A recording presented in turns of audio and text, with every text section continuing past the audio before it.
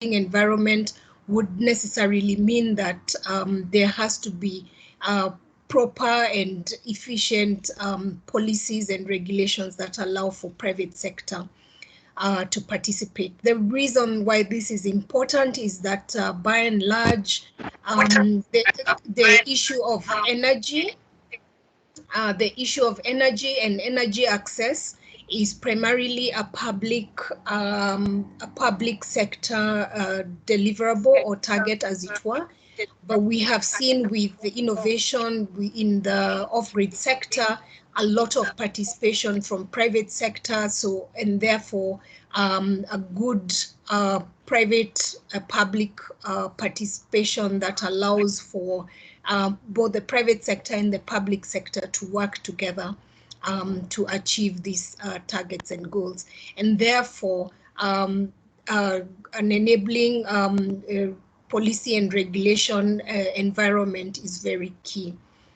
Under the enabling environment also, we are looking at the standards, the adoption of standards from around the world under the IEC protocol, and the adoption of these IEC standards for standalone solar by countries, which will then use these standards as the measuring board for the quality of products that enter into their markets. We are also in conjunction with the IFC looking to set up 5 testing labs that will then enable the testing of these according to the standards that have been set up. And so there's a wide range of issues under enabling environment, which also include, among others, e-waste management, importation protocols, fiscal barriers, and all of these which continue to be a challenge for the private sector. And all this we look at from under the enabling environment pillar. Our second pillar is knowledge management. Again, the sector, there has been a lot of interest in this sector, a lot of information, a lot of studies that have been done for this sector, and this information is largely in various places and cannot be easily accessed. We, as part of our knowledge management mandate, are looking to simplify some of these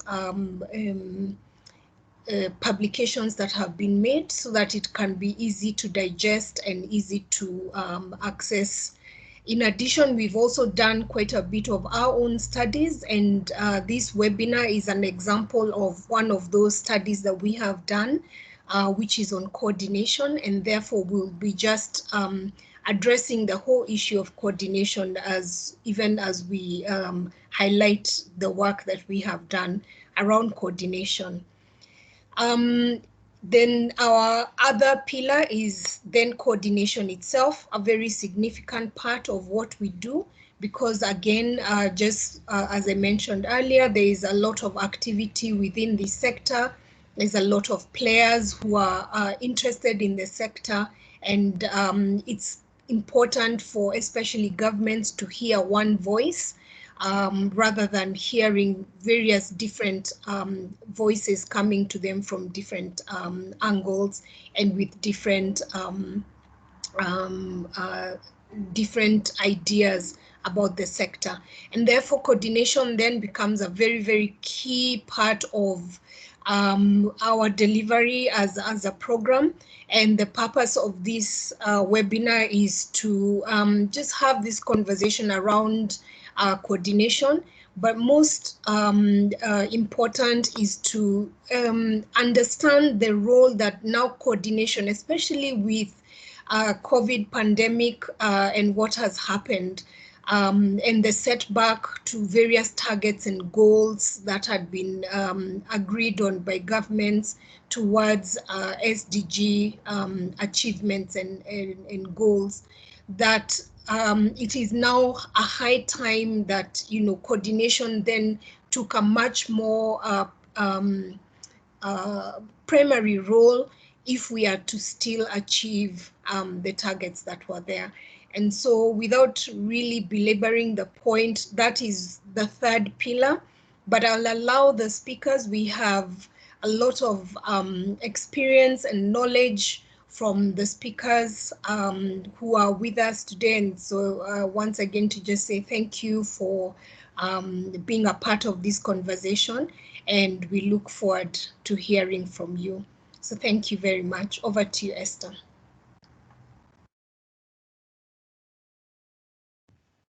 Thank you, Pauline, for the good overview on what ASTAF is all about and the work we are doing, and even delving a bit into coordination and why it's important.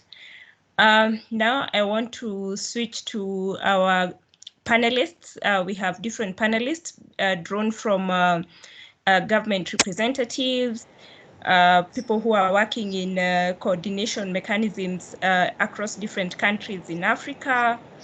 And we also have people who've been supporting these mechanisms also across several countries.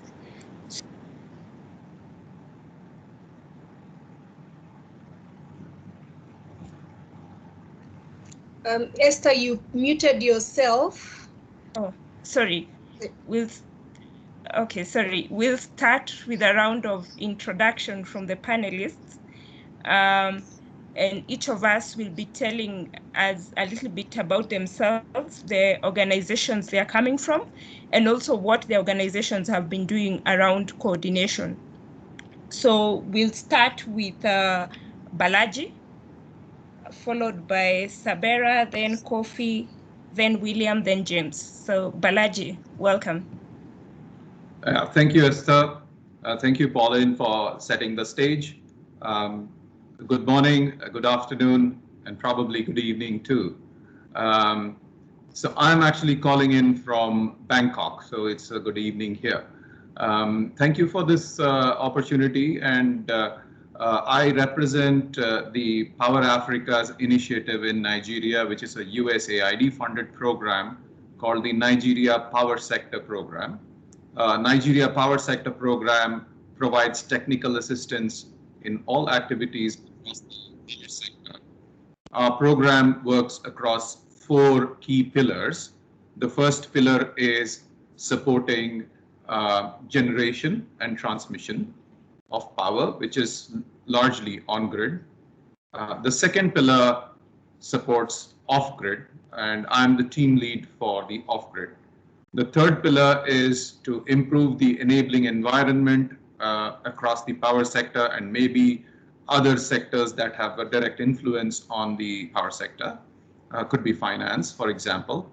And the fourth pillar is to help in the distribution and retailing of power, working together with distribution utilities. So as a program, this program is being implemented by Deloitte Consulting, US. And as a program, we have a fairly challenging target to unleash about 10,000 megawatts into the grid, either by enabling more generation or enabling more transmission, whatever the case may be. And also to establish about 3 million connections across Nigeria, both on-grid and off-grid. On the off-grid side, the team that I lead, we work in 3 key areas of activities. The first area is to improve market transparency, whereby we work on improving data, as for example, ACE is also working on that space where we hope to cooperate, and that's on the geospatial tool availability of more energy access data, helping governments and private sector make decisions. Another key area in the market transparency is in developing tools, which can be again used by either the government or the private sector in making decisions. And the third one is also is in generating reports. We just completed a market report on the potential for ESS only in the off-grid space in Nigeria. So some of these activities basically go to help the private sector and the government make more informed decisions. So that's the first set of activities that we engaged in. The second activity is in financial mobilization. This is not just about mobilizing money, but also finding innovative mechanisms to deploy financing or innovative business models, working individually with mini-grid developers or SHS companies to help them, paraphrase their approach for raising financing, etc. So that's very much like a transaction advisory support that we provide in that space. The third area is capacity building, and this includes not just running trainings and workshops, but also, for example, we recently released a manual for the deployment of community mini-grids. So it's not just the technical part, but it's also covering the social engagement, the community engagement part, getting your environmental permits and the whole gamut of things that are required for mini-grids. We have done similar work on the solar home systems as well, in terms of market expansion tools and educating the solar home system companies on that. So that's a nutshell of what we do.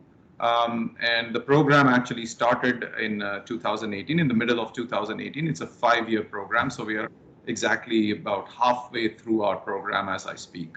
I'm looking forward to working with you all, and more on what we do on donor coordination in the next set of discussions. Thank you, Esther. Back to you. Thank you, Balaji. I would kindly request that we each take just about 3 minutes to do this introductory part so that we have more time to discuss the questions that we have ahead of us. So next we have Sabera. Hello, everybody. I guess every participant is in different time zones. So I hope wherever you are well and keeping safe.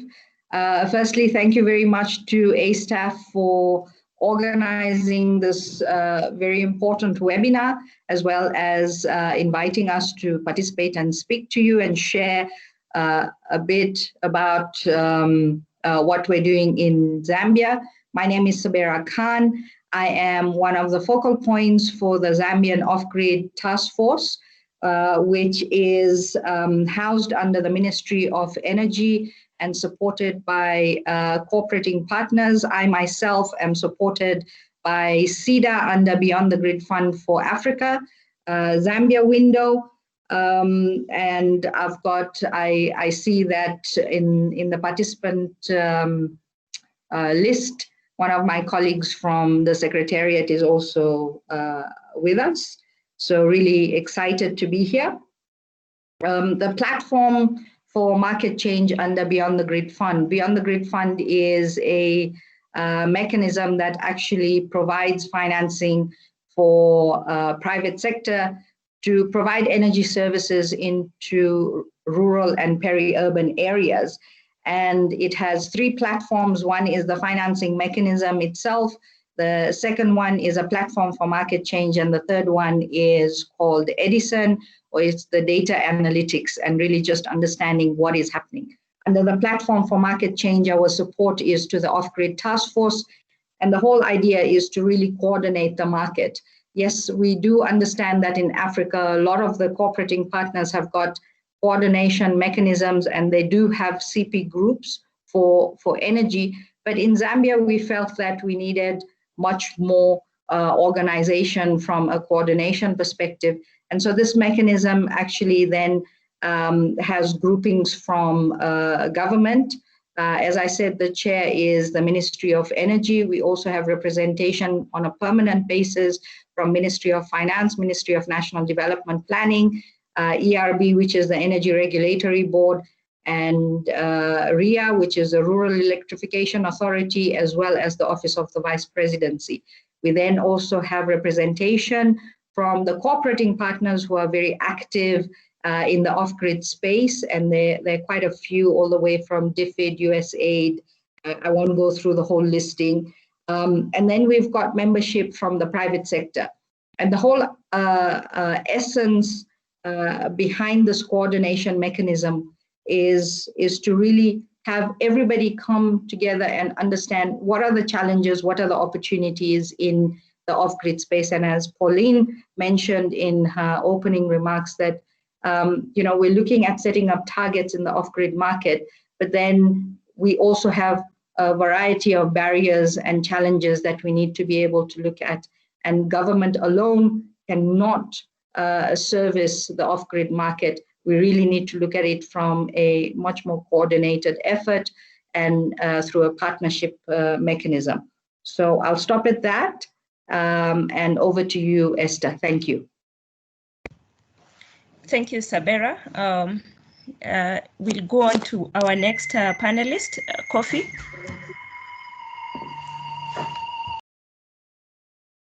Hello. Yes, good afternoon again. I think there's some disturbance. Good afternoon again. This is Kofi Macaulay. I'm the CEO of Sewa Energy Resources SL Limited, currently developing a 27 megawatts hydroelectric project in Sierra Leone, and also operating in other areas of the renewable energy space. I've been working in the renewable energy space for about 9 years. I'm currently the elected president of the Renewable Energy Association in Sierra Leone, commonly known as RIASL, and a founding member of the organization, which was formed about 3 years ago. This was done to bring together the private sector players in the renewable energy space, share ideas, and collaborate in how to best coordinate synergies within the space to enhance efforts and create a unified voice. And today, particular attention to meeting the government's goals in improving the lives of Sierra Leoneans by increasing the current 15% electricity reach to about 80% by 2030. We currently have 45 members, ranging from corporate members to associate members, NGOs, and individuals. RIASL coordinates meetings, which includes organizing and allowing members to know about new technology in the market, new players in the market, including investors coming in, new updated policies and procedures or standards from the Ministry of Energy, quite heavily in data collection, organize workshops and technical training for members. We also have a technical arm which liaises with Standards Bureau to ensure standards are maintained for products coming into the country. We also coordinate and organize events, such as exhibitions, for members to display their products and thereby educating the public about member products, including quality standards and the need for renewable energy and its benefits, because we feel it is also extremely important for the public to understand and get more knowledge around renewable energy products, specifically solar products in the solar home systems. RIASL is persistent in presenting individual members or collective issues to government, for example, the duty-free waiver for IEC standard products. That's been one of our very, very big drives, which has been very successful.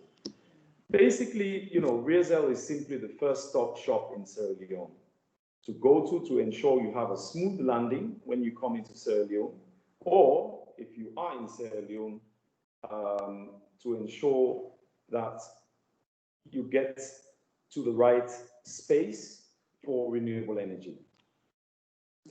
Thank you very much. I'm looking forward to some very good discussions today. Thank you, Kofi. I'll now invite William. Yes, thank you, Esther, and hello, everybody. Thanks to ACE for coordinating this important webinar and for inviting Power for All to attend. My name is William Brent. I am the Chief Campaign Officer of Power for All. Power for All is 5 years old. It is an NGO, but it's an NGO that's really structured as a campaign. And I think that's an important point for people to understand, in the sense that campaigns are intended to win a specific objective, whether it's an election or some sort of policy outcome or a financial outcome.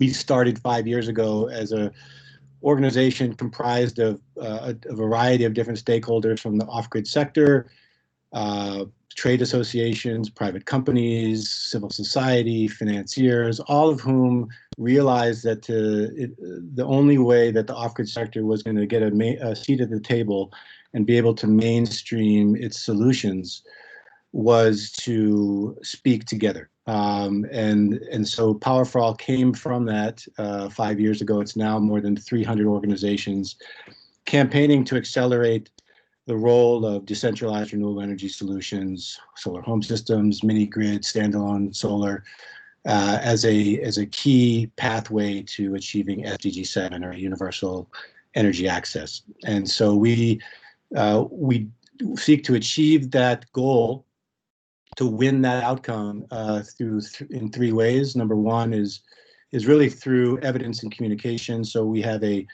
created a platform for energy access knowledge, which is called PEAK. It's you can see on our website, which is essentially a repository for all of the data research that's being generated by our sector. And it is keyword tagged and searchable, and you can use that as a way to not only access information, but also visualize it and make it more accessible to the stakeholders that you're looking to engage. That we have a strong communications team that's really trying to tell the sector-wide story. So that's one bucket. The second is around advocacy, and that's really focused at the international level, working with development banks, multilateral agencies to help them better understand the opportunity with these types of solutions.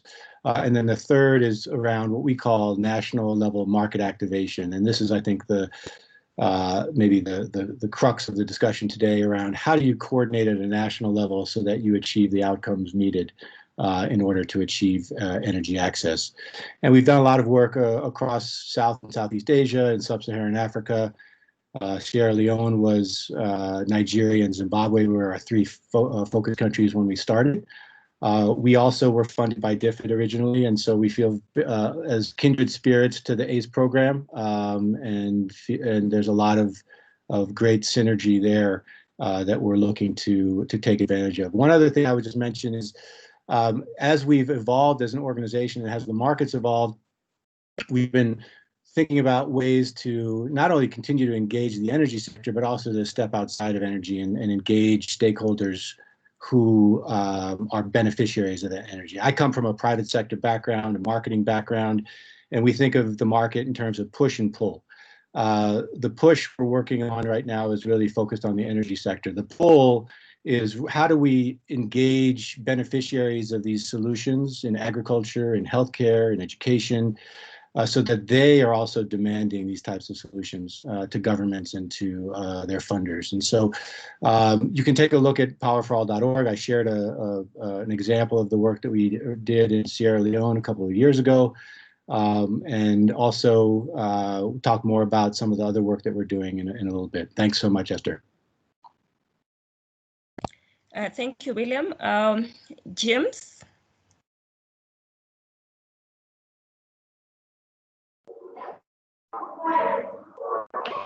Good afternoon, all.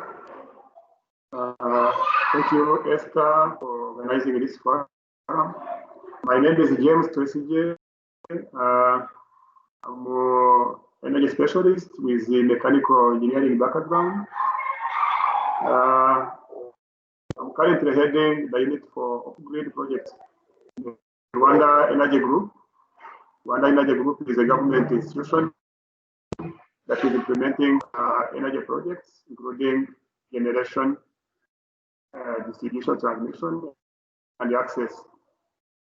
If I can briefly tell you what we do in the off-grid sector, On the way towards universal access, grid sector is planned to connect 80% of the people who are currently not connected to electricity. And we do this by using solar home systems, individual houses, which are far from the grid, and where there is no need for grid extension in the near future. We also consider the use of mini grid systems, where we provide access to people or to productive users where there is high demand for electricity at the same time where there is no existence of the national grid. If I can give you the figures where we are at the moment, the access is currently at 56%, and we are moving towards 100% by 2024. Out of this 56%, the contribution of off-grid sector is 15%, and we are also moving towards 80% by 2024. So to achieve this, we work with the private sector, work with the solar companies and the mini-grid companies. Government, through partnership with the DPs and the other partners, has made a clear way of investment. Make sure that whoever wants to invest in this field of access has a clear, guiding way, be able to run a business, be able to connect people, and be able to help the government to achieve the target, which is the universal target by 2024. So far, I can stop here, then you can go ahead with discussion. We go to the discussion. Thank you. Thank you, James. Now you've heard from our panelists and their rich background with regard to coordination. You've also heard that they've been doing something around coordination. So we want to take this conversation a step higher and just find out the how and the what of what they've been doing. So we'll start off with Sabera. Sabera, would you kindly tell us more about the Zambia Off-Grid Task Force and specifically what are some of the benefits that you've seen from having that coordinated approach to energy access, and not just the benefits, but also some of the challenges and how you've addressed them? Great. Thank you, Esther. I think maybe the starting point would be, what was the need for actually creating the Zambian Off-Grid Task Force in the first place, and were there no other coordination mechanisms? So prior to the setup of the Off-Grid Task Force, there was coordination in the market. Especially, like, for example, there were cooperating partner groups that met on a monthly or a quarterly basis, and that also had representation from government. However, the government felt that this coordination, there were certain components that were missing. For example, private sector was not fully participating in the coordination of the market. Also felt that the academia and all the other stakeholders whose voices are very important to market development and market growth were not really fully participating. And so really what the benefits of having now running into the third year of the Off-Grid Task Force is that we've reduced on duplication. So within conversations, within actions that were being taken in market growth interventions, you find that the benefits have been for the coordination mechanism that we've got less duplication. We've also identified we've got a greater progress towards identification of certain gap areas. So there are times when, for example, you have certain programs. I'll give you an example. The EU program that is looking at a lot of regulations, helping the the government with policy work, really looking at the renewable energy strategy and how, as a country, renewable energy can, within even the off-grid space, how that can be promoted. We find with the mini-grid regulations, one of the specific aspects with regards to land rights was something of a gap area. And that is where we actually came in as the off-grid task force, created a subcommittee to say, in Zambia, with regards to land rights issues, we have land being accessed at 3 different points, through the councils or the local authorities, through the chiefs or the traditional leaders, and through Ministry of Lands. And none of them are actually harmonized. It actually then becomes quite difficult for project developers to harmonize processes. It becomes difficult from a planning perspective. And then it also adds to a complexity with the investors who don't really understand from a due diligence perspective, how should they engage? So one project developer says that in this particular mini grid, my process is going to take 10 months. Another one says, no, it's actually going to take 12 months. So there's no uniformity. And this is where the dialogue and the coordination is really important and beneficial, because it brings parties together. We understand what are the gaps in the systems. So before, we just thought it was normal, having access through 3 different points for land was not unusual, it was fine. But then we found that from different perspectives, whether it's planning for project developers or planning or due diligence from investor perspective, everybody was looking at it from a different lens, and there were challenges within those particular systems. So addressing those challenges at a government level becomes really important when you have evidence to say, this is what is not right in a system. Government will not just on its own go into the market and look at a system and say, it's not working very well. From time to time, yes, they do review and analysis processes, but then really as markets grow, nascent markets in Africa grow, it's important to understand what the challenges, the barriers are. In addition to that, I think the benefits are also that we've given private sector a voice. So for example, there are times when private sector has got specific issues with the public sector.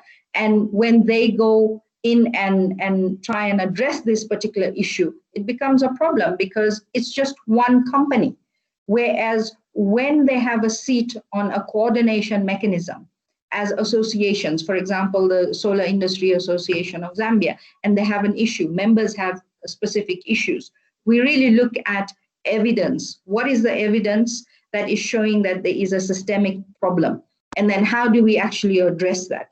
So from that perspective, I think it has been hailed as a success, primarily because there are lots of benefits. There are benefits not just for the private sector and the developers and investors, but there are benefits to the cooperating partners, because cooperating partners now really understand what have been the gaps, where are the gap areas, how do they need to create programs and interventions which actually help develop the market, and also safeguard the earlier interventions and the earlier investment.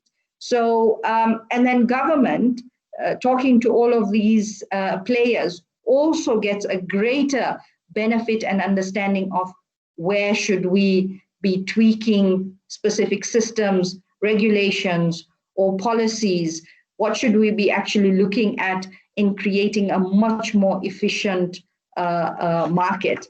And as markets actually grow, you get a better understanding, and there's a lot more capacities which are being built for every single stakeholder in the market. So those are the benefits. In terms of the challenges, I think the challenges certainly, I think like any other institution, we've had challenges with respect to funding. There are times when, for example, when we identify a specific gap, you might find that the gap is in there and none of the programs or any of the budgets have got room to address those particular gaps, which basically means that you then start the negotiation process within governments to say, how can we actually create a budget? And that slows down a little bit in terms of the momentum when gaps are actually identified. So those are some challenges, but I think it's also, it's not really negative. I think it's positive in the sense that, you know, at least you've identified those specific challenges that can be addressed. From a best practice perspective, I think we've seen a lot of, in Zambia, we've seen a lot of reforms enacted. There are certainly better efficiencies in the systems. Let me give you an example where the Southern African Energy Program started with support to the Fiscal Incentives Subcommittee, where we were really looking at inconsistency of application of taxation at the border post, working with Zambia Revenue Authority. And this has been now picked up by A-Staff, yourselves, where you're actually looking at support to the Zambia Revenue Authority and the market as a whole to see how can we improve on systems when there are inefficiencies or inconsistencies of application of taxation. There is a fundamental issue. What are those issues? Are they capacity issues?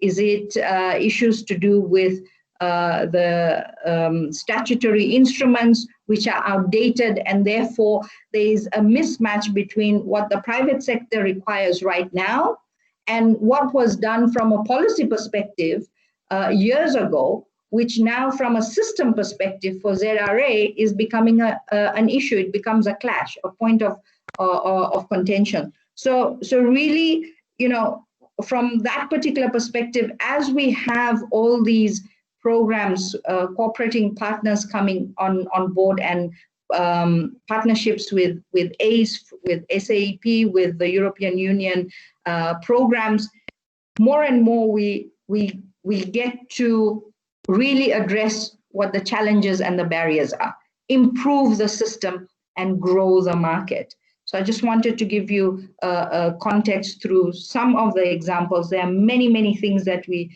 look at, but from a coordination perspective, I found that I think all the stakeholders have felt that they have, in one way or another, have had an enriching experience through the constant dialogue and interaction and understanding markets and systems better.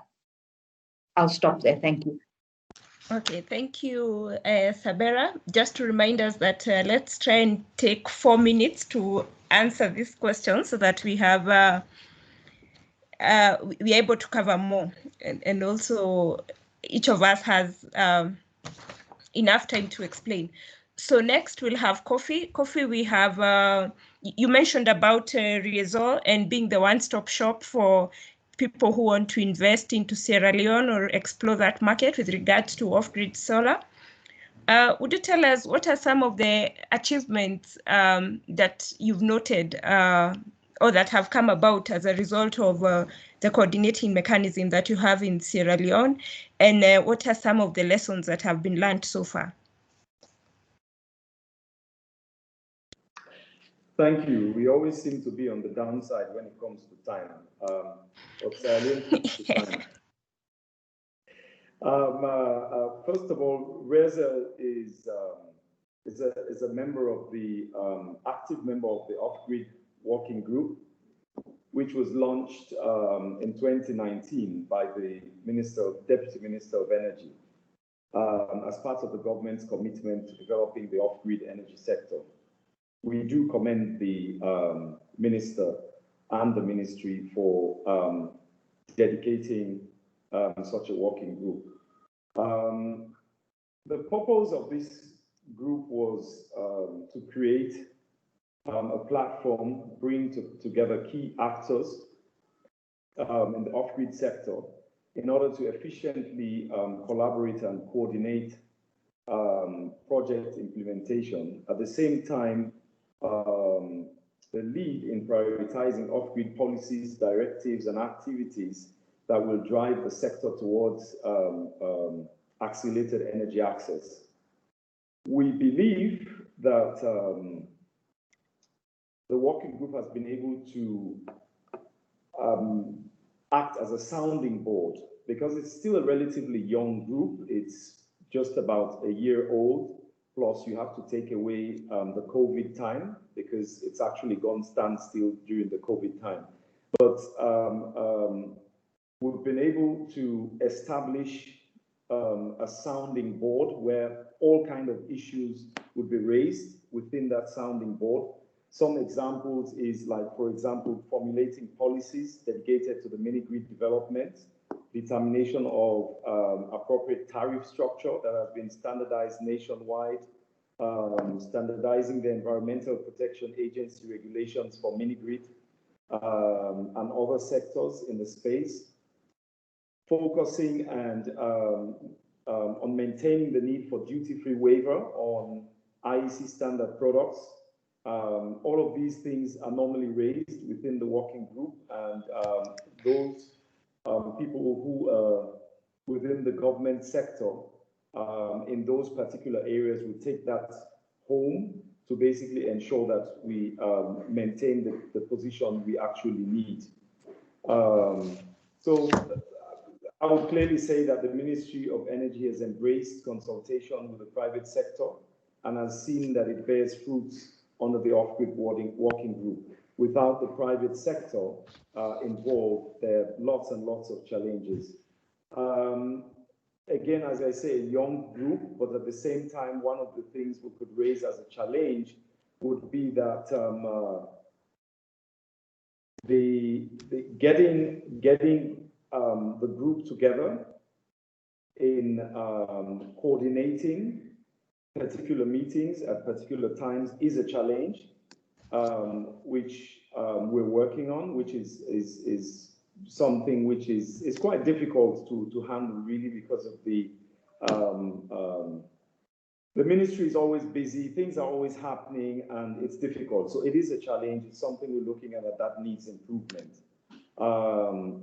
There is room for growth and an accelerated pace if the targets for 2030 are to be met is definitely needed.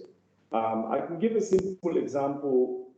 During the COVID, we have been trying to ensure that the renewable energy sector, off-grid sector, is considered as an essential service in the country, and that has been a challenge to do that. It hasn't gone through properly, or it hasn't gone through yet.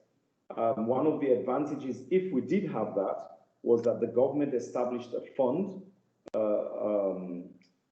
loan facility for essential services at 7% interest rate, which would have been very, very effective in helping and boosting the off-grid sector, especially in smaller home systems and smaller products within this particular period. That has been a challenge. Another challenge has been getting passes during the COVID time to be able to enable essential movements, to enable communities and people to get their products and services running.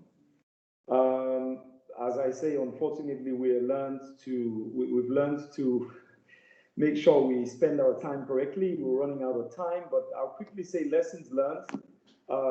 To create as many sub-working groups as possible within the group so that you have a smaller group who goes home and basically work together to come back in the next meeting with a more consolidated position on that particular subject is one thing we've learned is good. And the private sector is the key in the success of electrification in Sierra Leone. For the off-grid sector in particular, the government cannot meet the growing demand for electricity without partnering with the private sector to reach the farthest corners of the rural and remote Sierra Leone, where agriculture and other opportunities currently lie stagnant. One important lesson learned is that representation of communities must be part of the working group for ownership to buy in and ensure sustainability. I'll be talking a lot more of that later, but this is an aspect across Africa which is needed. The local communities must have a say. They must be represented on that round table for us to have sustainable energy. Thank you. Thank you, Kofi, and for pointing out that the community also needs a voice in the working groups that we are putting together. I think something else that is emerging is that for operational efficiency, that the coordinating mechanisms need to work with subcommittees who are better able to go and look at the details of each of the issues that are being raised, and then come and present to the larger group and find a way of resolving the issues that are being brought up. So for now, Victor, I would like to invite you to put through one of our Slido questions. Then I'll go ahead and invite the other speakers to give us their experiences on the coordination mechanisms. Victor?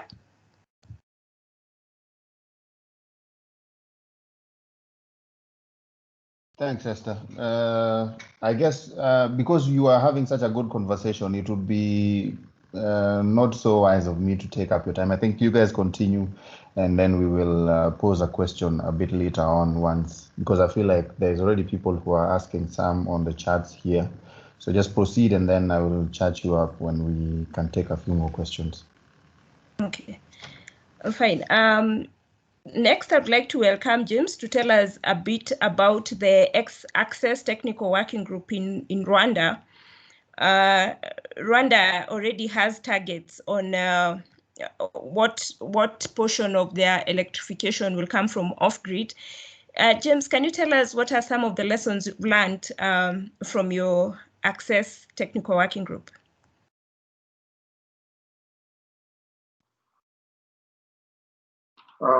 Thank you, Esther. As you said, in Rwanda, we have targets for off-grid to move towards universal access, and I would say off-grid is required to cover 80% of the people who currently have no electricity. And to have this, there was a plan that was done by the government of Rwanda. But this is done mainly through partnership with private companies, with GPs and government institutions. So we have what you call the technical working group, which is mainly dealing with technical activities. But on top of this, there is a sector working group. So technical working group is an arm, is a technical arm. That is composed of different institutions, as I said, government institutions, private sector, and the GPs. So they help the government to do different activities related to achievement of this 80% in terms of off-grid. So most of the activities they do is like policy formulation. This is where they help the government to make all the required policy guiding documents that would be used to achieve the target the government has. Like there is the rural electrification strategy that was prepared, and this mainly is the one that confirmed use of solar home systems as one of the source of energy that can help to achieve the universal access. The other one is the guideline for whoever wants to join the solar home system business, the requirements that are required. So all these are the policy documents that have been designed through partnership with the sector working group, and the technical working group. Another one is a paper guiding mini-grid project developers. It also shows the requirements, the guidelines, and so on, to whoever is interested in doing business in the mini-grid project. So this is what we are doing with the technical working group, and it helps to take a decision, like a joint decision, coming from private sector, coming from GPs, coming from the government, and then be able to implement the decision without any delays. Another important factor that is helping the government through partnership with the working group and the technical working group is the planning. So the planning, mainly, we started by planning the electrification for the whole country. This is what we call the NEP. In Rwanda, the whole country now is mapped. We know where the grid will extend by 2024. We know where mini grid projects are feasible. We know where solar home systems can be deployed. So when you come to Rwanda, showing the interest in investing in energy, then we can immediately show you where to start your business and where to go, where to provide the systems and so on. So all these are the benefits I can say are the achievements that we have achieved so far through the technical working group. Another important factor is the preparation of different programs related to the implementation of off-grid electrification. Here I can talk of what you call the REG RBF program. This is like a subsidy program that is based on different categories of people in Rwanda, where people can be subsidized to be able to purchase solar home systems, depending on their level of how to buy a solar home system, depending on the category where people are belonging.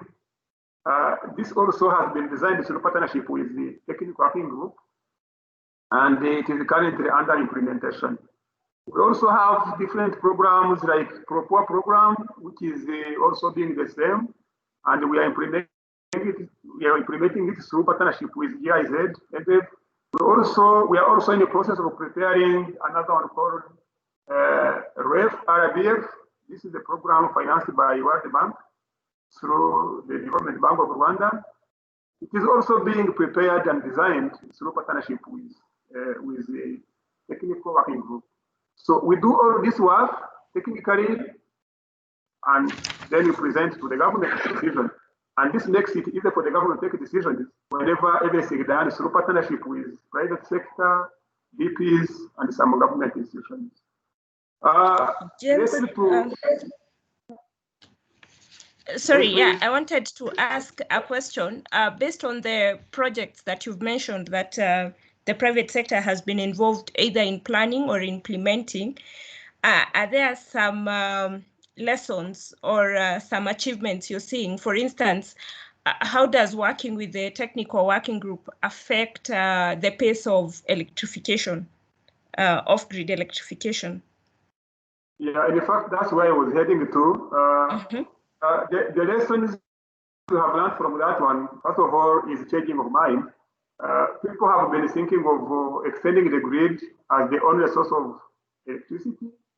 But learning from private companies, we have seen that even using solar is a way of providing access to people who currently have no access from the grid. Another important lesson we have seen is if government decided to work alone, it is not possible to achieve the access. And unless we work with private companies, that's where we cannot achieve the target we have.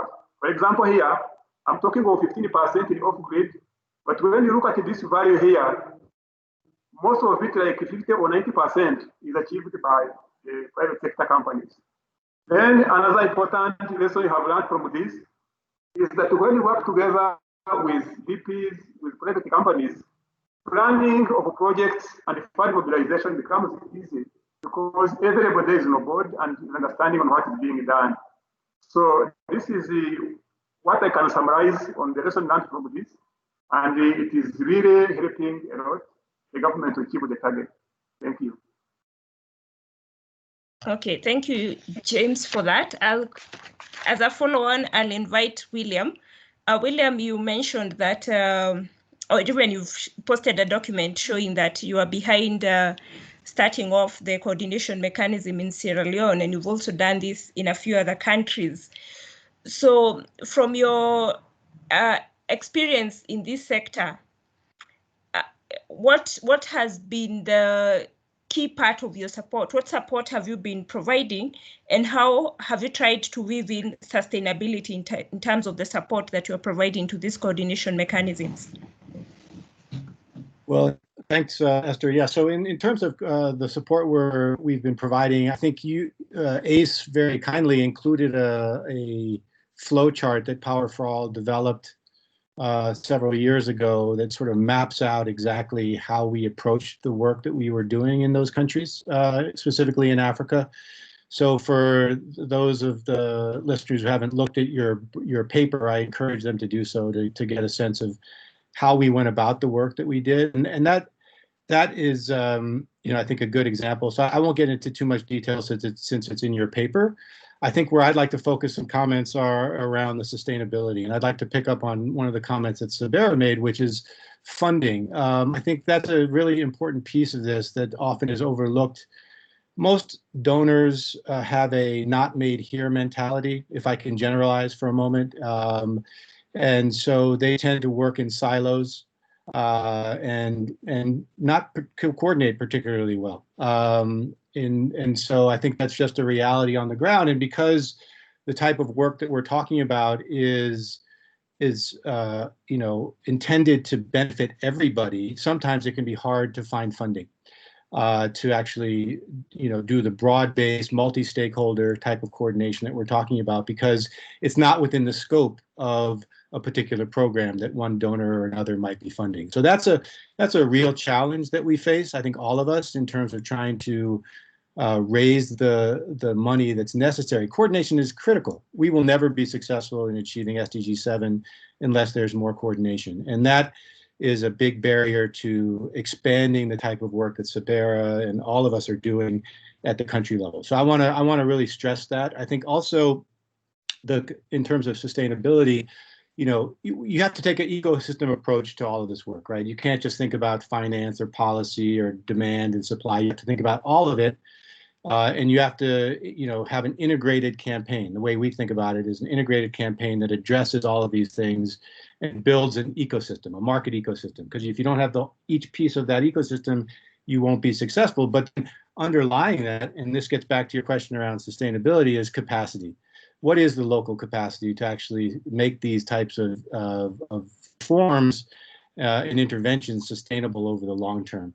And, I think where we hear a lot of need from government is in capacity. They may not have the technical skills, they may not have the human resources to put towards all of these things. And so not only do we need more support financially to do the work that we're doing, but we also need to be very mindful that we're helping local institutions, not individuals within those institutions, but the institutions themselves build capacity that can last over the long term.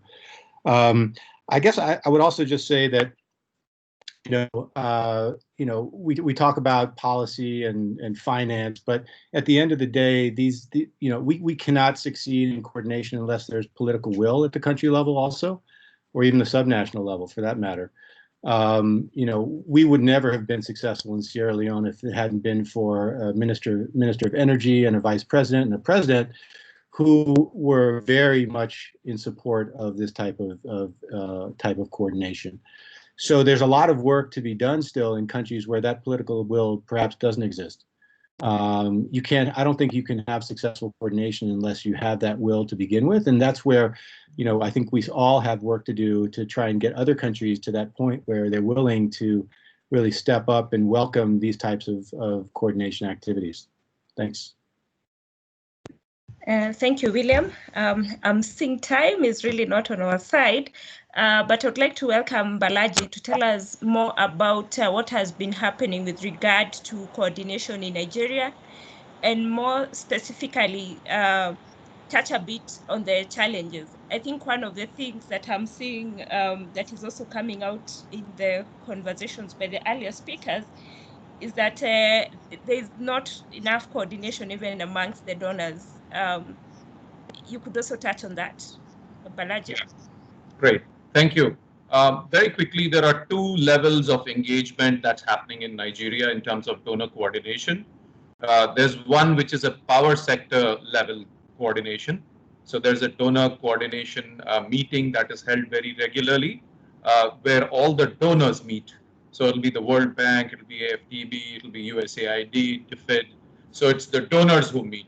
Sometimes we as implementation partners get invited to those meetings if we have been doing some critical piece of action that has progressed in the period between the previous and the next meeting, right? So we get invited to present so that the donors get, it's more like an information sharing meeting and also meeting to strategize on what they should be doing together to represent to the government. So that's like a larger power sector group meeting. But in addition to that, ever since the beginning of our program, USAID has been pushing this, and we have been having this successfully every quarter, together with the private sector organization called All On. If you may know, All On is a Shell Foundation funded organization. They offer financing for off-grid projects. So together with All On, USAID, and very recently also REA, we hold quarterly stakeholder meetings in Nigeria, to which all the donors and the implementing partners are invited too. And then there is the private sector, which largely in this meeting we invite investors, because what we want them to actually know is what are all the enabling activities that donors are kind of doing, so that they can, private sector investment can then look at this as a growing opportunity to invest. And also the development, the developers and the SHS companies are represented through RIAN, which is the Renewable Energy Association in Nigeria. So we've been having this very successful coordination meeting every quarter. All the implementing partners. So here's where I'll come to the challenge part. The implementing partners come and say what they have actually done and what they are looking to be doing going forward in that year. This has been very successful because we all understand where, how we can support each other, how some of our activities can be complementary, avoiding duplication, like what Sabira mentioned a bit earlier, or kind of dividing the scope so that the whole looks much stronger than what we all would individually be doing. So that's a typical thing that we've been doing. For example, the World Bank launched its Nigeria electrification program. It's a $350 million subsidy program, but the subsidy is $350 million. That is a part. The whole is the total funding required for the whole program. And that goes to almost like $1.2 billion in funding required for making the whole program successful. So we, at our program, at the Nigeria Power Sector program, we looked at what are the typical business models, and we reached out to over 200 investors, and then we curated a bunch of investors who are really interested. We passed this information on to the World Bank so that they can share that with the shortlisted bidders. So that's, and together with the World Bank and REA, we had gone and held a number of roadshows.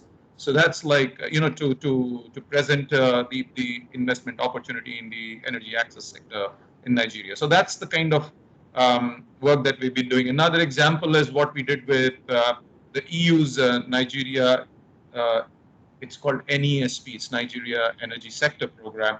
And that program launched another financial subsidy for mini grids and interconnected mini grids. What we did was we provided the platform for administering that through Odyssey, which was not envisaged in their budget. Their program budget did not have it. We had budgeted for some of those kind of things, so it was easy to kind of put the two and two together and have a very robust, grant administration platform. While I talk about things that we have achieved on that side, one of the biggest challenges is that the construct of delivering the programs is largely through implementing partners. So in this case, like DFID has A staff is Tetra Tech, and we have Deloitte doing NPSP. So we have various implementing partners who kind of work at the beginning of the year with an annual work plan, which gets approved by the donor. We do, the donors do make mid-course corrections, and for example, in this COVID situation is a typical example. So they do allow for mid-course corrections, but it takes time, and sometimes all the donors are not aligned in terms of the timelines. So there is a huge challenge for the implementing partner to go and represent it to the donor, and then the donor going through their own mechanism for getting that approved. So sometimes things fall through the cracks when these things happen. So it's not possible for the implementing partner to just go and quickly change or commit to something without getting the donor's approval. So it's not a it's not a challenge as such. We have seen donors being very flexible in adapting to these situations, especially in the energy access sector. But there is a timeline problem which happens. Yeah, if a donor wants something by August, for us to get that approval and support them, it may take December. So that there's a mismatch in terms of time. So that's the biggest challenge that we see out there. Beyond this, energy access is an area where there's another challenge which I'm trying to bring in here. Energy access is not something that stands alone. It has to work. Sometimes, in case of Nigeria, it works with the on-grid sector. Sometimes there are distribution companies who have franchising rights over certain geographies, and we're trying to build in isolated mini-grids in those areas. And that's somewhere where we have to have much larger coordination with those programs which work closely with the distribution companies. In our case, it's easier because we work both sides of the business. However, the other thing which we find extremely important is to coordinate with other sectors like agriculture, like healthcare. I mean, since the beginning of our program, fortunately, USAID has independent programs in healthcare, agriculture, etc. So we do with them and bring cross-sectoral approaches. And right now we're building a coalition together with a lot of other donor programs like Heinrich Böll Foundation, ourselves, and a USAID-funded program called the Integrated Healthcare Program. We've been actually building a consensus, working together with REA and also the Ministry of Public Health in Nigeria. This was much before COVID began, and only COVID has only kind of brought this into center stage. But even before that, so that's a little challenging because we now are pulling other ministries like agriculture. Everybody knows the impact of load. So, getting those guys is a bit tough. So yeah, those were the challenges. Thank you. Thank you, Esther, for flagging on. Thank you, Balaji. Time is really going fast, and I'm seeing we are just about 16 minutes to the top of the hour, and we still have quite some stuff that we wanted to cover. However, I think I would like to take a few of the questions that I'm seeing on the chat. There are some that are directed. I mean, we have one question that's directed at multiple speakers by Ebu. I think I'll direct it to one of the speakers just in the interest of time. William, there's a question there on what opportunities do we expect in the renewable energy off-grid sector post-COVID. I know Power for All has been coordinating some discussions with many of the players in the sector. You can quickly cover that, William. Thank you. Thanks, Esther. Well, I would just quickly say that the picture right now is not looking very good post-COVID.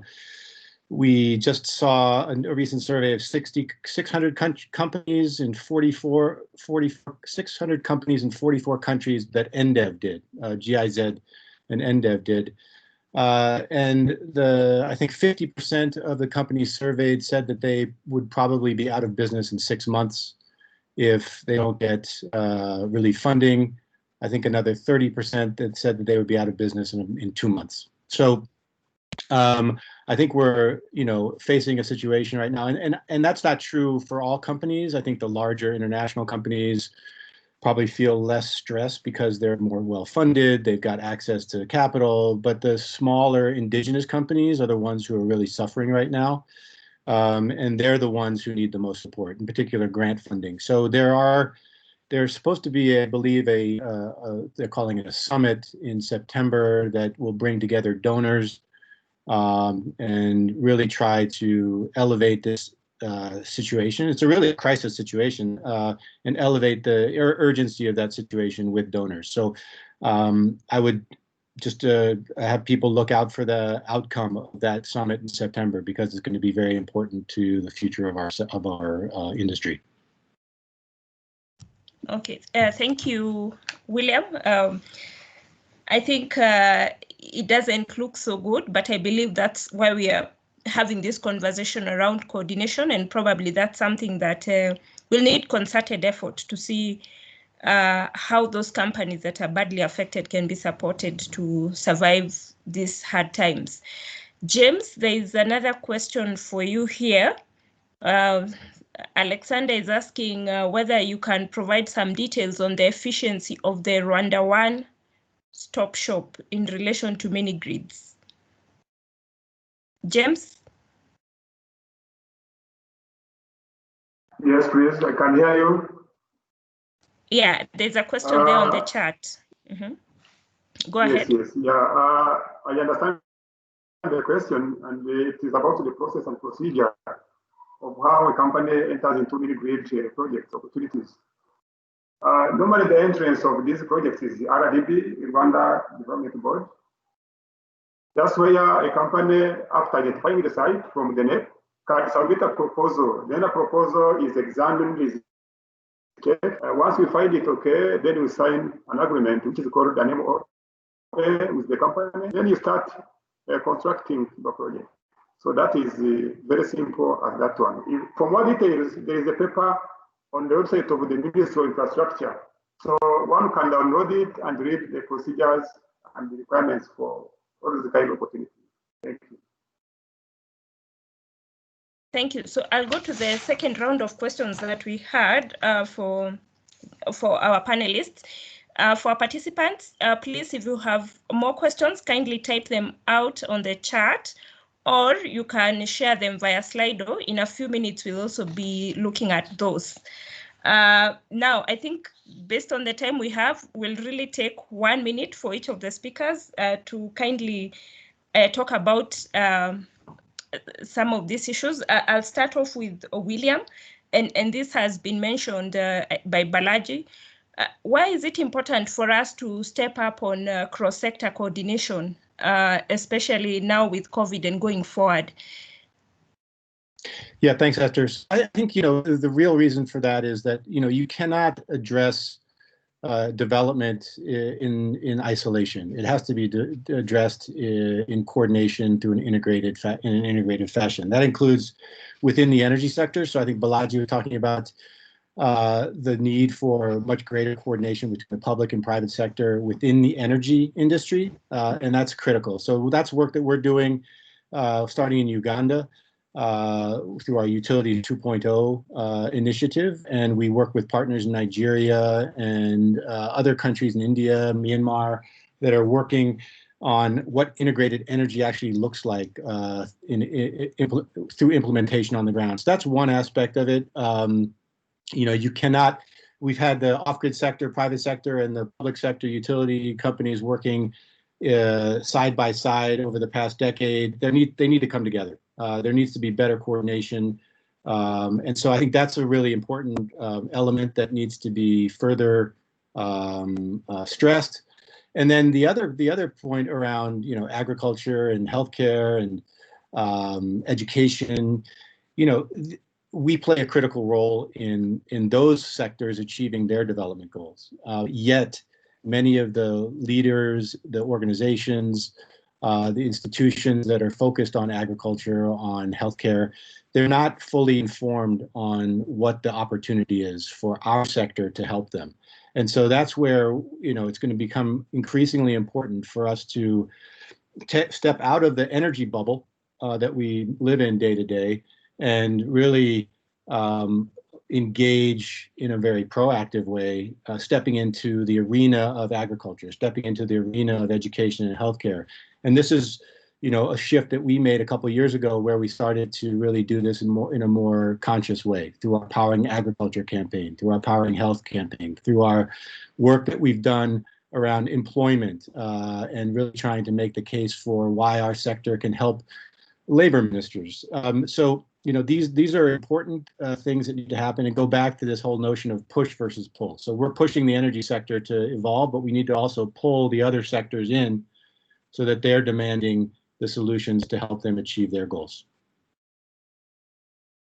Thank you, William. Next, Kofi, this is the question around sustainability. You had started on it by mentioning that we need to have communities brought onto the table. Kindly tell us more about how we can bring in that sustainability from the community perspective. Thank you. This is a very important point, and I feel it's probably one of the most critical. And I would have liked William to maybe talk more on that, or maybe in the future focus a lot more on that. We believe that involving the local communities to allow them to grow as energy grows within their communities is what sustainability is all about. You need to be able to go into these communities, do proper research, look for opportunities within the communities. For example, like some of the things you mentioned, agriculture, health, commercial institution, businesses, but you need to make those things part of the energy project itself. For example, if you had a $100,000 project to do a mini grid or some form of extended solar home systems within a community, we would suggest that you took 60% of that money, put it towards the energy project itself, and take 40% of that money and put it towards developing some form of commercially viable business within the community. By doing so, you allow the 60% energy setup to be sustainable, because from results we've seen so far, even though energy has started reaching out, but maintaining that and making it sustainable is a very big challenge. You've, in principle, added a cost onto somebody. I mean, we're talking of the really rural areas, far in the communities, where sometimes you don't even have vehicular access. But how do they sustain that electricity? If they need to improve, they need to grow with the electricity. And therefore, we believe that bringing in business models which include setting up of potential businesses. So as much as you go into these communities and look at them and say, we need electricity here, we've got to put in this, we've got to put in that, we need batteries, solar, whatever it is, at the same time, the same effort must be used to look at these communities, to look at their agricultural life, to look at whatever it is out there and make a potential out of it.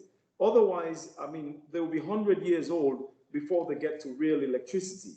So that's one very, very, very important factor I've been trying, and we've been trying to push through over the recent years, that looking at energy independently as an energy project is not enough for especially the off-grid area. Also, I want to take the opportunity to highlight that we believe that supporting the local companies is extremely important, because if you do not grow the local companies, you can keep on sending, and I'm going off track here a little bit, because you can keep on sending the specialists, the consultants, and all this kind of thing, and you'd have the same $100,000 project. $50,000 goes to the consultants to come and teach you how to hold the pen, how to hold the paper, as much as it's important. But at the end of the day, the money that's left to actually do the project is not able to create a sustainable project. And that's a big gap. We believe that as much as we're very thankful for the donors and international communities and people like Williams organizations who come in to help, we must look at the local part of it, because people have to grow together with the energy. It's just not going to work growing the energy and leaving development behind. That's extremely important, and we really push it. I know it's difficult. The bureaucracies which are in place in a lot of these organizations, this is how it's designed, this is how it's going, this is the way it's going to be. But we need to get to a point where we have to change that. If we change that, we are definitely going to see a very fast increase in energy access in Africa, if we're able to do that. But the willingness for the big, the giants around the world, for the people who have the funding to change and actually twist this around and say, look, we've got to develop, if you like, I know we're running out of time, so I'm basically coming with a few of my points I kept to the end. But one of the things where it's about time you stop feeding us with fish. We need to learn how to fish. And the only way that's going to be is to put the money into the local companies who are struggling. Yes, they don't have capacity. They can learn capacity. They can build it up. But there has to be money to be put into these projects in that particular manner. If not, we will be on this for a very, very long time, and it's going to be very difficult for us to achieve those goals. So yes, thank you very much. We very much appreciate it, particularly in Sierra Leone for the donor funding and all what's coming in, but that needs to be tweaked to the people. It needs to get to the last mile. And we're not saying stop the grants, give us concessional loans. My time is running out. For the first time I'm talking, and now you're stopping me, you see? But no, you'll have one more minute. Yes, okay, wonderful.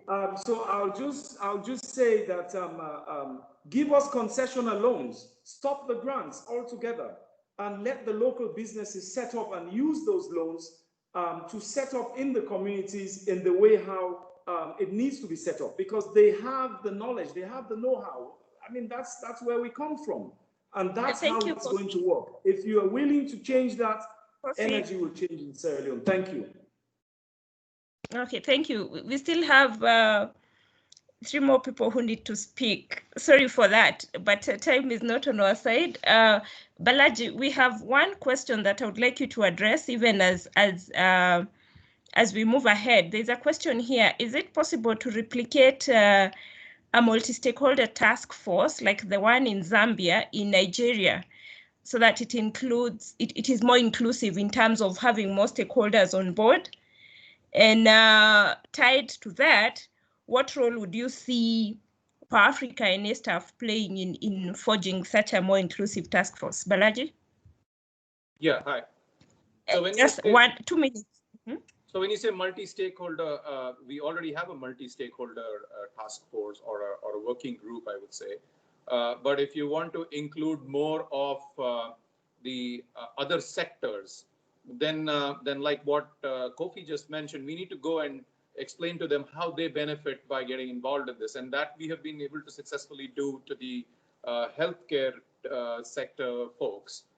We've just completed a very detailed study on the agricultural productive loads across 12 value chains in Nigeria. And we presented that to the agriculture donor group, who are very keen in also working together with us on getting that off the ground. So there is economics for both sides. There's economics for energy access, and there's economics for productive load. That particular machine itself, if it's a grinding machine or whatever, there's an economics for that. So we have been able to present to the agriculture donor group. They're interested in knowing that economics, not the mini grid side of things. So we have to speak their language to bring them in. We would be very happy to learn what Zambia is doing and how to bring that structure to Nigeria. So I'll be happy to speak to whoever is on that group. Thank you. Okay. Quickly, we are just taking 2 more insights from Sabera and James, and then we'll be winding up this session. Sabera, you're still with us? I'm still with you. Yes, it takes a few seconds before we switch on our mics. Thanks very much. Very vibrant panel over there. Just to, I think, add to the mix, I think one of the things from a perspective, moderator, you haven't even asked the question yet. Yes, the question is on appropriate financing. And I think this has come up from almost all the speakers. I think it's only James who mentioned that through the task force, they've been able to have one place where they can look at when they're looking at funding for the off-grid activities. But for most of the others, there's this conversation that is running through, that there are challenges with funding. And even as William has pointed, that with the current COVID situation, it seems that this financing challenge is getting worse because especially local companies are affected and may not be able to survive longer than 2 or even 5 months. What is the place of coordination in addressing this financing challenge? Quickly, in just a minute or 2, Sabera. Thank you. It's a very interesting topic, and I wish I had more time. I I think in terms of coordination, you've seen the richness that is coming out from every aspect, every panelist today. That just saying that in terms of coordination, it really is understanding. It's a planning function. It's understanding how you plan and program investments and finance into the market. So it's not just planning at the coordination level. And what coordination does is really highlight where the financing gaps are, where the financing needs.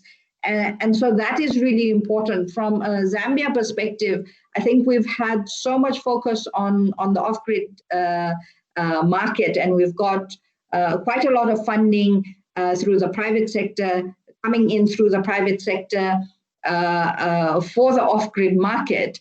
But I think we've gotten to a point where we're actually looking at an integrated ecosystem financing mechanism, because you can't just look at financing off-grid systems. You can't just look at the energy segmentation, but it's also the pull effect. Where is the demand?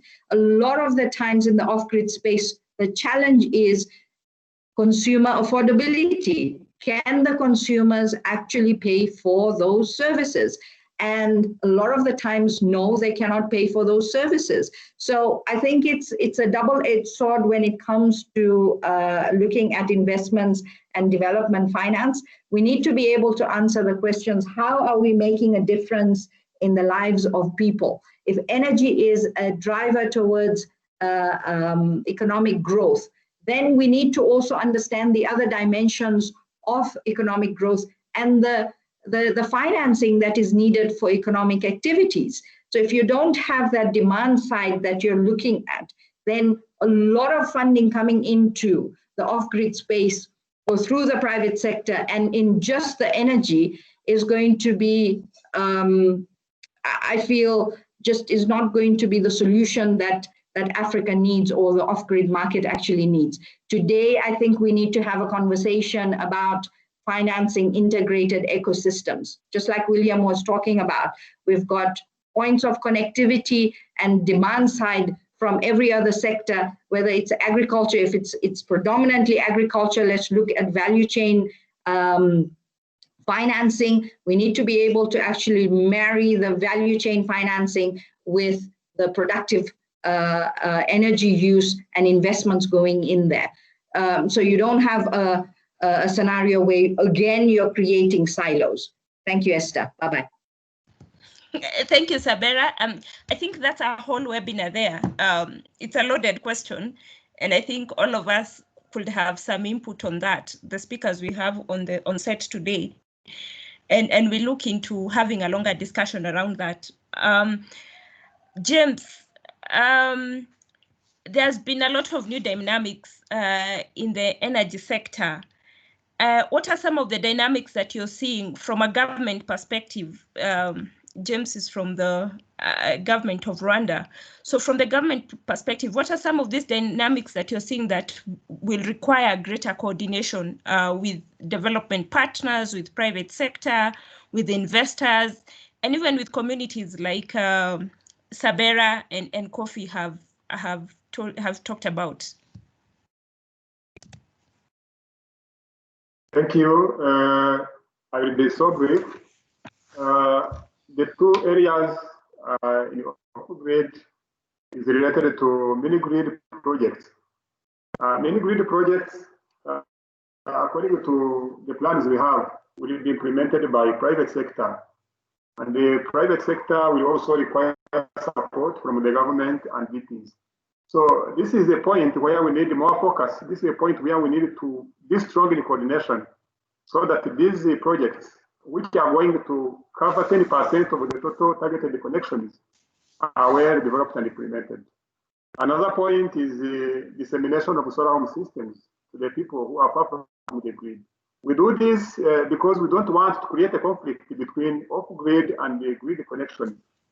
So for this case, if we put a focus on coordination of these two projects, these two initiatives, then the government can be able to achieve its target, and also private sector can also be able to make business without fearing the arrival of the grid in the near future. So this is where we are focusing. This is how we need to have more focus in terms of coordination. And through coordination, projects are working. Okay, thank you very much, James. Victor, if you could kindly pull up the questions that we have on Slido and also the poll questions. Okay, Esther. I don't know, there is someone who's had their hand raised the whole time. I've tried. You can maybe reach out to them and find out. Maybe there's a burning question there. But so for Slido, I'm seeing several responses here, but just a quick note for those of us who are participants who came in a bit later, we are using Slido to try and find out your thoughts on a few of the key issues that we have currently with regards to the topic that we have. So if you can, if you're using your mobile phone, just scan the QR code on the left and it will take you straight to Slido and into our meeting room, and then you can provide us with your feedback.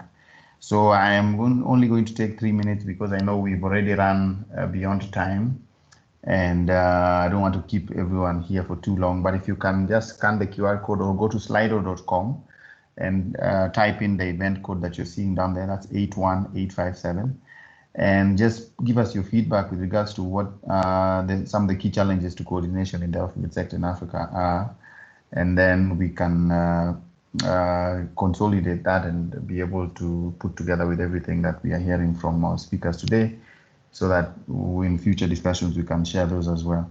So the current poll that is running is that one that you can see on screen that I'm sharing, and for those who want to respond, I'll just leave it there, put my timer on here for a minute, so that we can see what we get from all of you.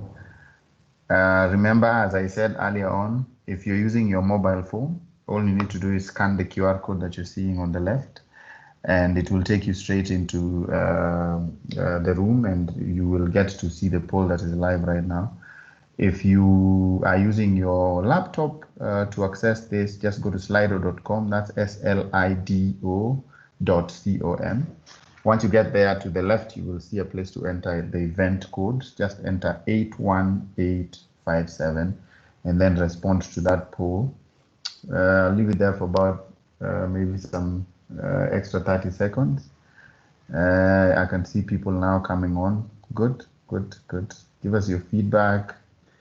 Just a bit more before I have 3 of them, so just quick ones, and most of them don't require anything but apart from just you typing your responses in there.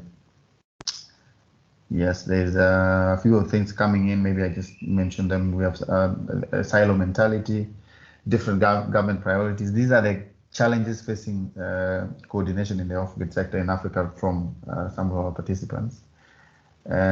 Commitment, maybe if you could just break it, as much as it's brief, just try and add something to make sure that whatever we're talking about is clear to everybody. So you're financing government support. Those are 2 different things, I think. Lack of financing. So financing seems to be something that's coming up a bit more. So that's 8 people so far. Let's get to 10 responses, and then we proceed to the next one. So that's 9. Financing is quite big, eh? Okay, one last one before we proceed.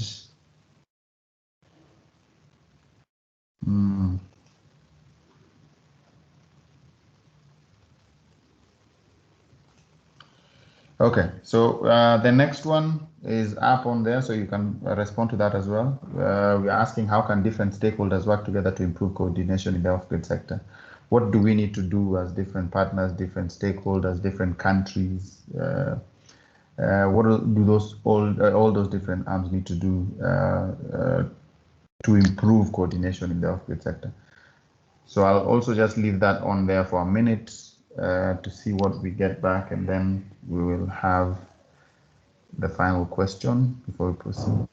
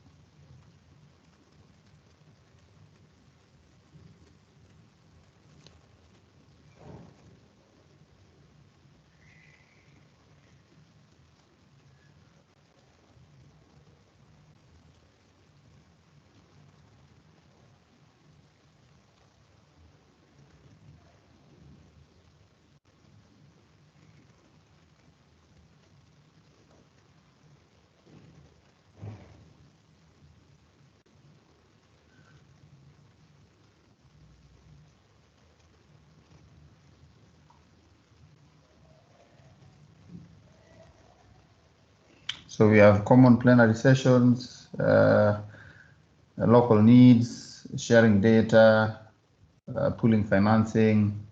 So I'll get that to policy changes, regional stakeholders. Okay.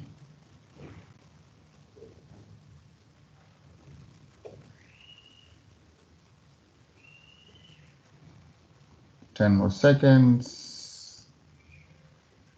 Policy change, sector players need to understand what the local needs, misunderstand, share data.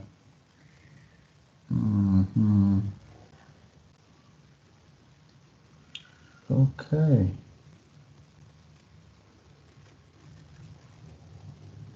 Create sub-working groups. Very interesting. Okay. So, and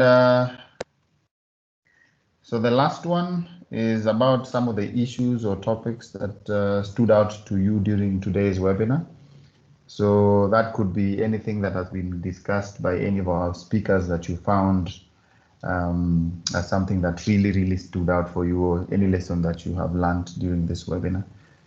I'll also leave that there just for a minute so I can see what feedback we're getting.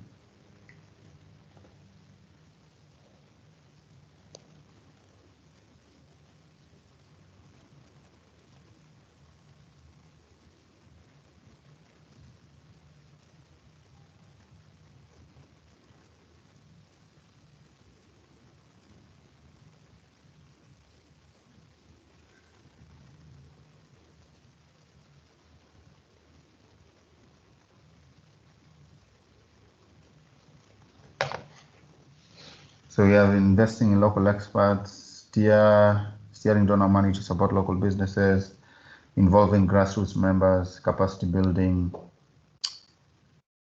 Just have a few more seconds and we've gone over understanding value chains.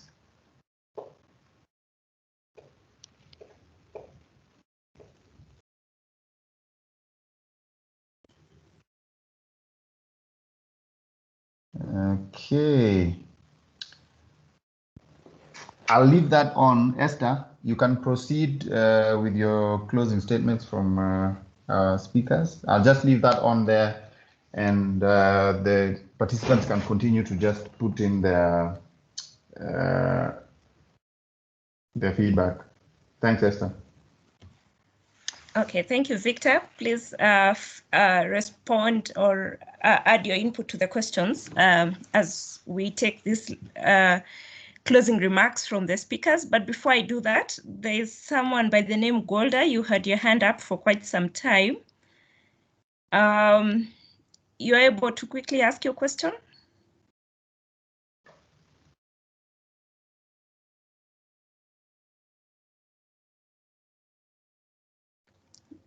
Golda?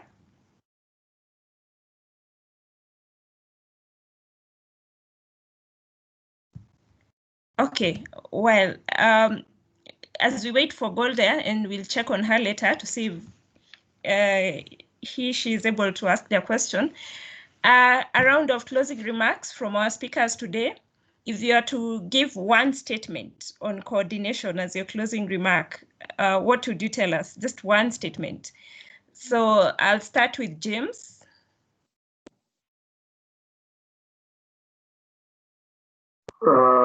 Thank you, Esther. So just create sub-working groups, work as a team, and work towards a common goal. That is the only message I can give. Thank you. Thank you, James. Next, Kofi.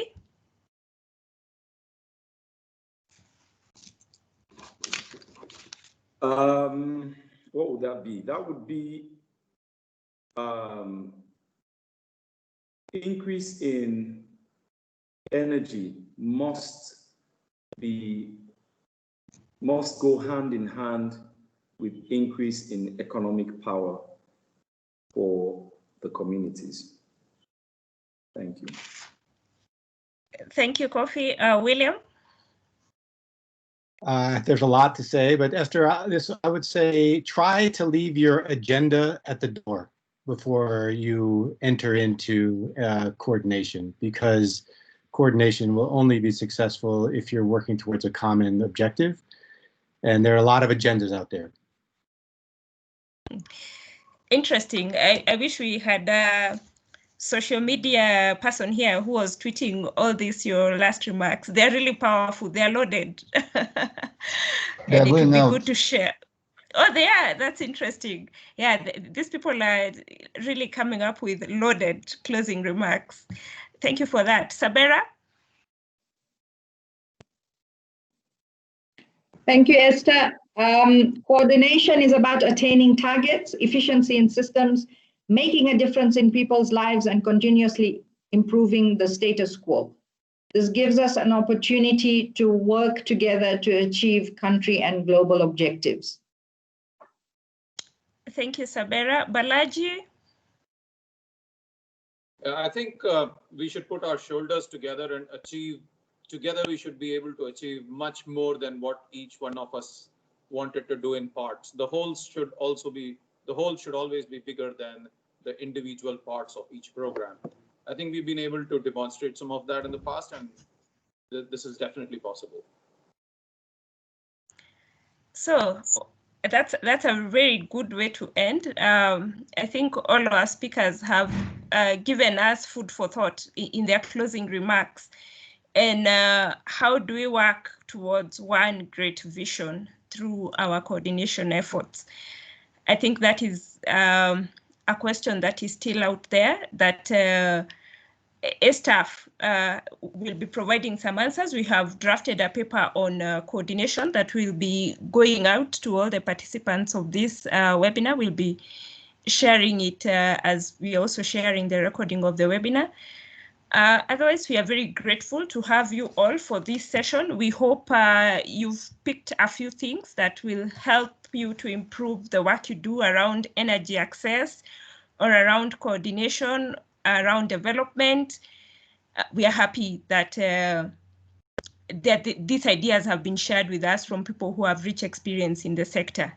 From us all at A-Staff, it's a big thank you also to our speakers for creating time to share their experiences with us, and also to all our participants for staying with us this far. We are grateful. Until next time, it's bye. Bye. Thank you. Bye-bye. Thank you all. Bye. Thank you all. Have a good evening.